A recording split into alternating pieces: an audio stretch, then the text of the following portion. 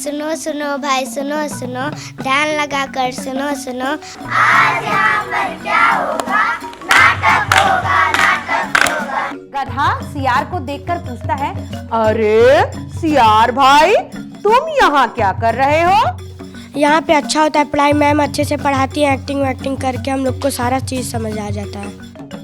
आप बस ऐसे सिंपल बच्चों को पढ़ाओ ना, तो बच्चों को मज़ा नहीं आता। और जब तक आपको कोई चीज़ मज़ा ना आए ना, आप उसको अच्छे से ग्रहण नहीं कर पाते हो। आपके वो मतलब लॉन्ग टाइम तक मेमोरी में नहीं रहता वो चीज़। लेकिन अगर आप उसको मज़े से पढ़ोगे ना, तो लॉन्ग टाइम तक रहेगा। मैंने इसको खुद अनुभव किया है।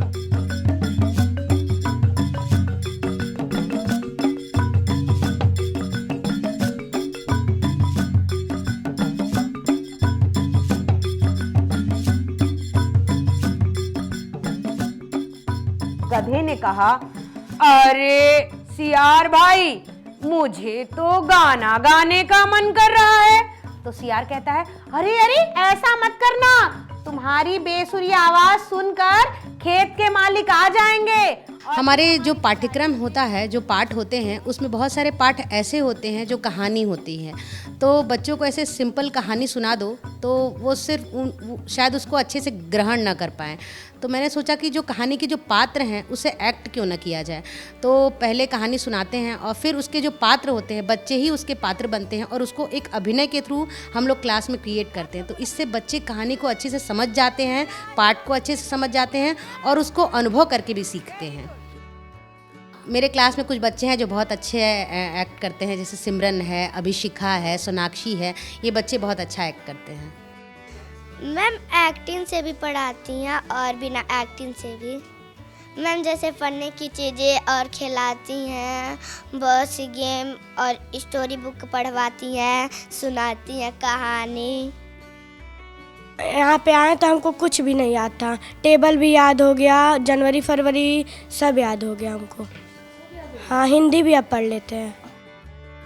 जैसे साधारण अगर किताब ले लो और रीडिंग लगवाओ तो मज़ा नहीं आता। आधे बच्चे इधर देखते हैं, आधे बच्चे उधर देखते हैं, आधे कुछ और कर रहे हैं, आधे कोई और सब्जेक्ट पढ़ रहे हैं। लेकिन जब अभिनय करते हैं, अरे मैम कुछ करा रही हैं, सबका ध्यान ऐसे टकटकी लगा के सब देखते हैं, तो ग्रैब्स ज़्यादा करते हैं, वो ग्राह्य ज़्यादा है और दीर्घकालिक है। यार क्या सिमरन ने सही लिखा है? तो क्या बजना चाहिए? ताली, एक बार ताली बजाइए।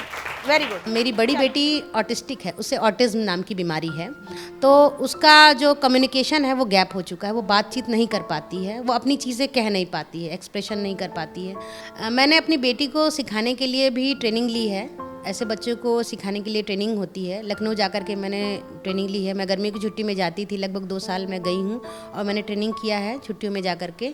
तो वहाँ पे पिक्चर लैंग्वेज सिखाई जाती है कि कैसे पिक्चर के माध्यम से ऐसे बच्चों को सिखाया जाए और कैसे उनको एक्ट करके कैसे काम डाउन किया जाता है, कैसे शांत बैठाया जाता है, एक्ट करके कैसे उसे समझाया जाता है, क्योंकि वो आपकी बातचीत तो समझ नहीं सकते, वो आपकी एक्टिंग ही देख करके, एक्सप्रेशन देख करके समझ सकते हैं। तो ये चीज़ें मैंने वहाँ पे सीखी हैं और उस चीज़ों को मैं यहाँ भी यूज़ करती हूँ, क्योंकि हमारे यहाँ भी जो बच्चे आते हैं वो एक स्तर के नहीं होते हैं।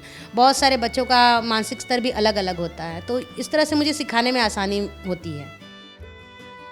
अभी रिसेंट में आपने देखा होगा कि मोबाइल सबकी ज़िंदगी में घुस गया है। आप सो के उठते हो तो ईश्वर को नहीं याद करते हो, पहले व्हाट्सएप चेक करते हो कि कोई मैसेज तो नहीं आया है। सबकी ज़िंदगी में ऐसा होता है। लेकिन कहीं ना कहीं आपने देखा है कि इस कोरोना का जो पीरियड गुजरा है उसमें बच्चे बहुत ज़्यादा मोबाइल यूज़ करने लगे हैं और वो मोबाइल का यूज़ बच्चों के लिए अच्छा नहीं था। तो मैंने सोचा कि ये मोबाइल का कितना दुरुपयोग हो रहा है और इससे क्या दुष्परिणाम निकल के आते हैं, ये बच्चों को बताना चाहिए। तो मैंने एक बच्चों की टीम तैयार की और बच्चों ने इस पे एक एक्ट किया है। काफ़ी अच्छा एक्ट है कि मोबाइल हमारी ज़िंदगी में कैसे घुस गया और कैसे हमारी ज़िंदगी को बदल दी।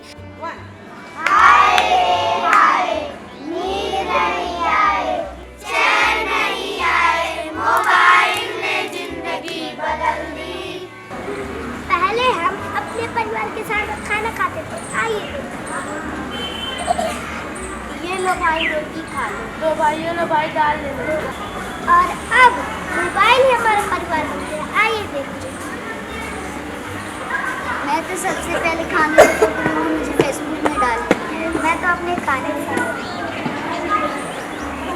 तो आइए ये कदम हमें बढ़ाए, मोबाइल बनाए, खुद को स्मार्ट बनाए। हमसे हम प्रॉमिस करते हैं मोबाइल फोन का यूज कम से कम करेंगे, कम से कम करेंगे।